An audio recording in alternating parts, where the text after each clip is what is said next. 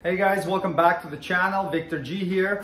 This 2011 RDX, it's got a metallic clunking noise on the highway when going over uneven road surfaces at higher speeds. So today we're going to attempt to diagnose and repair it.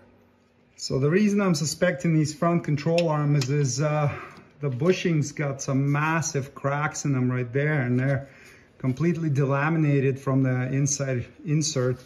I think you can get these bushings separately as well, but I don't have a hydraulic press at home, so I'm just gonna replace the complete control arm assemblies and we'll see if it remedies that knocking noise. Lift the front of the vehicle up and support it securely using jack stands. The lifting points are right there on the unibody pinch welds. Remove the front wheels using a 19mm socket. I'm going to spray some penetrating oil on the bottom of those bolts and let them soak for a bit to hopefully encourage them to come out easier. Now use a 12mm socket to crack those bolts loose and spin them out all the way.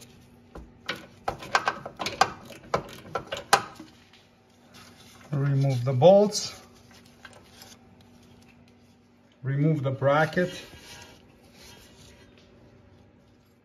Now repeat this procedure on the other side so that you can lift the sway bar up. Once you unbolt the other side of the sway bar bracket, you'll be able to lift the sway bar up and get the bushing opened up and get it off the sway bar, and then repeat the same on the other side. Remove this cotter pin or lock pin that's holding the lower ball joint nut in place. You just need to pull that part out of the castle portion of the nut and slide it out. Now remove the ball joint nut using a 19mm wrench or socket if you can get one in there. Now disconnect the ball joint, so it really helps to have a ball joint separator tool to get it out of the knuckle. If you don't have one, you can hit it here with a hammer and hope that it comes out. I can't fit my ball joint separator in a tight space there, so I'm gonna remove these two 17mm nuts and the 17mm bolt, and then I'll be able to get the control arm out and get the ball joint separator in there from this side.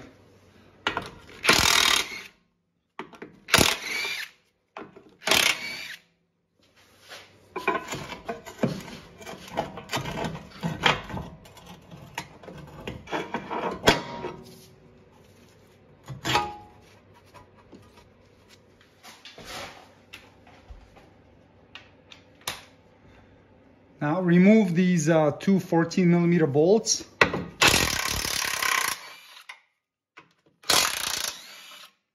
As well as this 14mm bolt on this side. And then get this 17mm bolt out of there.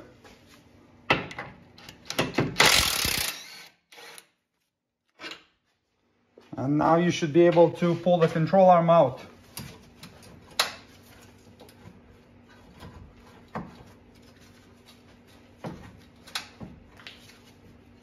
Might need to give it some persuasion with a pry bar.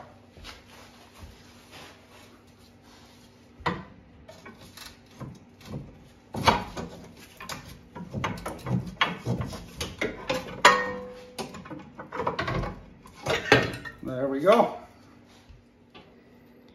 You can see how badly worn and cracked this bushing is on the inside. So there's a really good chance that this was the cause of that knocking noise the owner of this vehicle is experiencing. Now that the control arm is out, I can actually get this ball joint separator in there and get the ball joint out. The new control arm comes with a ball joint, so that's why I'm replacing it.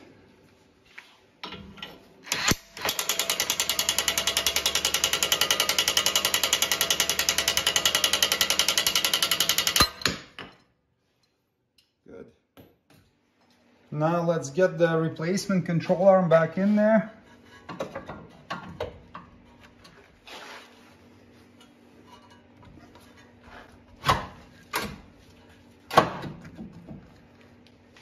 The repair manual tells you to replace all these bolts and nuts that you removed. I'm just gonna clean them up and reuse them. Get the big one in first and thread it in by hand, but don't tighten it yet. Now line up and reinstall the 3 bolts on this side.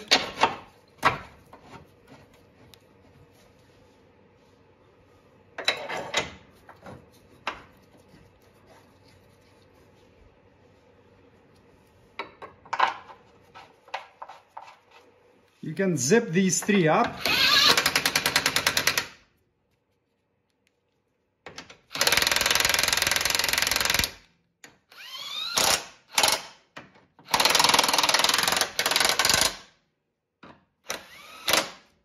And tighten them to 44 foot-pounds or nice and snug.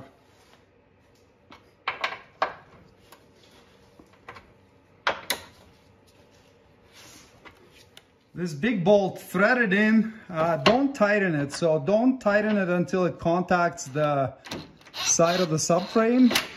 Leave a little gap there.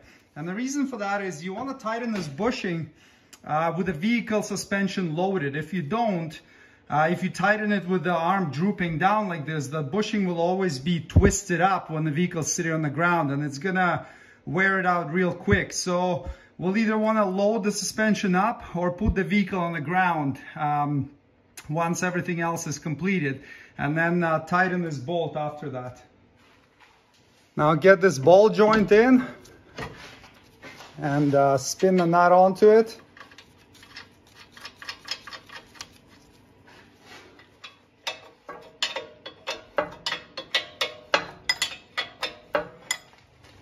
Now tighten it to 43 foot-pounds.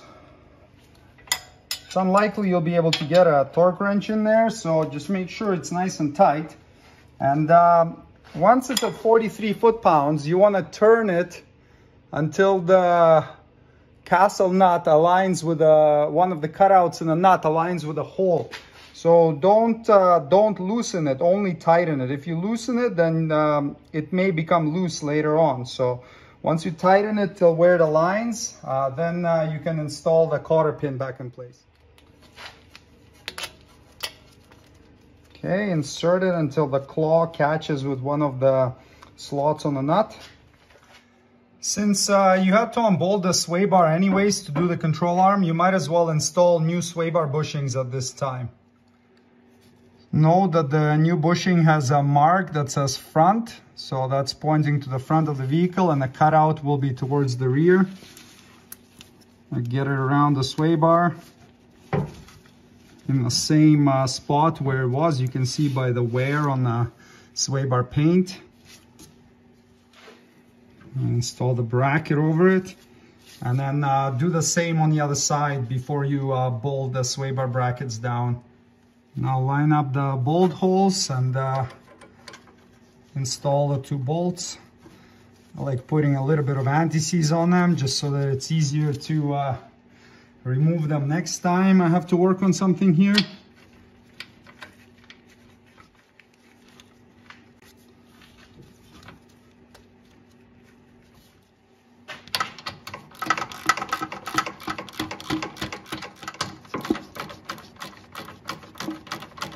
And tighten these bolts to 16 foot-pounds or medium tight.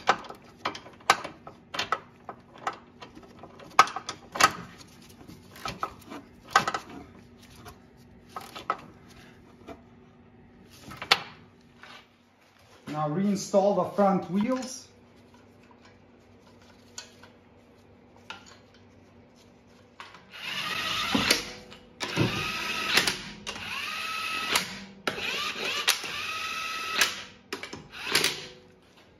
Set the vehicle back on the ground and then tighten the wheels to 80 foot-pounds.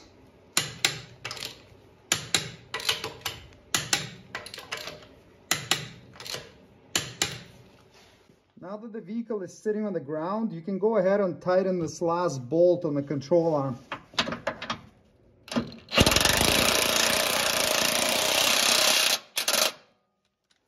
And and torque it to 76 foot-pounds.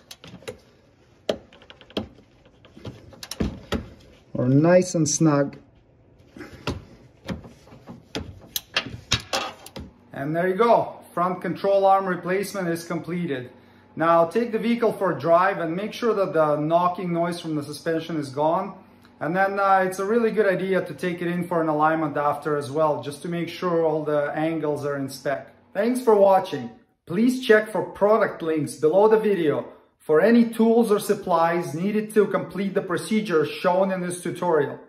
If you would like me to make a specific video, please leave a suggestion in comments. And don't forget to subscribe. See you next time. Cheers!